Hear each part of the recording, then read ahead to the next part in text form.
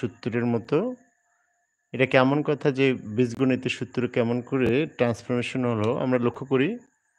He is a good boy আমরা is এর negative নিয়েছি ইজ নট আর গুড এর বিপরীত বা নেগেটিভ নিয়েছি হচ্ছে ব্যাড। সো এখানে একটা নেগেটিভ এখানে একটা নেগেটিভ মানে হলো মাইনাস মাইনাস মাইনাস মাইনাস এখানে হলো প্লাস অর্থাৎ he is a good boy এটা স্বীকার করলাম আমরা। So this is called transformation of sentence and this is called conversion of sentences.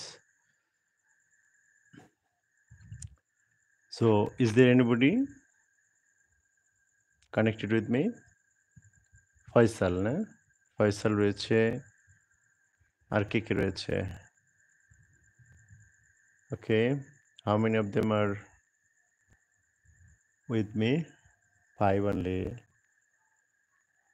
So, 6. Okay. So আমরা অ্যাফার্মেটিভ নেগেটিভের গুরুত্বপূর্ণ কয়েকটা রুলস আলোচনা করব এই মুহূর্তে।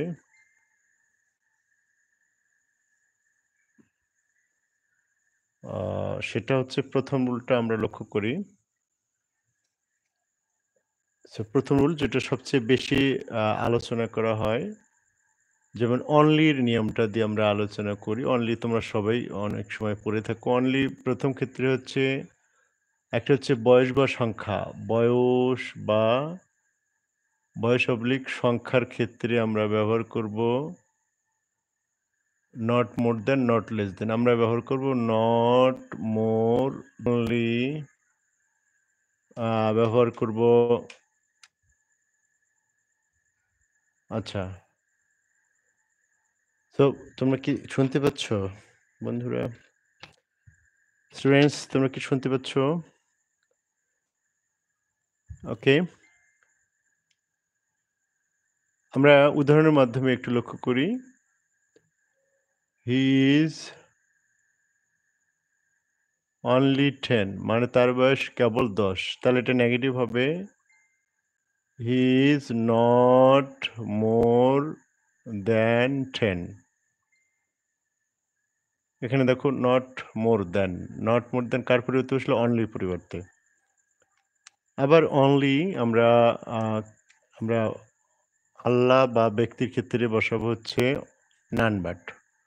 এখানে যদি আল্লাহ মানে সৃষ্টিকর্তা এবং ব্যক্তির ক্ষেত্রে ব্যক্তি এরকম বুঝালে আমরা কি লিখব? None but. আমরা লক্ষ্য করি only Allah can save us, save us. এটা হবে নান বাট আল্লাহ কিসের মেসেজ এত আসে? Can save us. সো এখানে অনলির আমরা ব্যবহার একটা দেখলাম। তুমি কি অন্যটাতে ঢুকছো, জয়েন করছো? হুম? আচ্ছা এখানে আমরা দুটো রুলস দেখলাম। এরপরে অনলি আমরা দেখব স্থান, প্লেসের ক্ষেত্রে। প্লেস যদি নির্দেশ করে, প্লেসকে নির্দেশ করলে আমরা কি করব? Know where but. যেমন নো হোয়ার বাট কেমন? এটা প্লেসকে নির্দেশ করলে কেমন করে নো হোয়ার বাট হয়?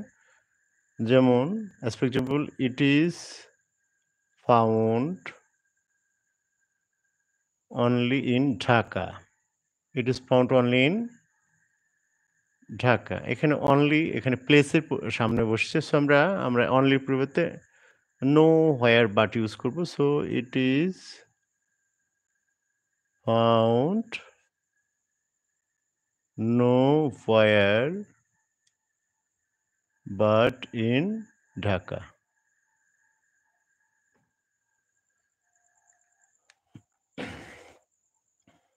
So most common three rules related to only have been discussed. So now I'm switching on to the next rule. আমরা পরের রুলটাতে যাচ্ছি। পরের রুলটা আমরা আলোচনা করব যেটা সাধারণত সিম্পল সেন্টেন্সে থাকে সেটার কমপ্লেক্স ফর্ম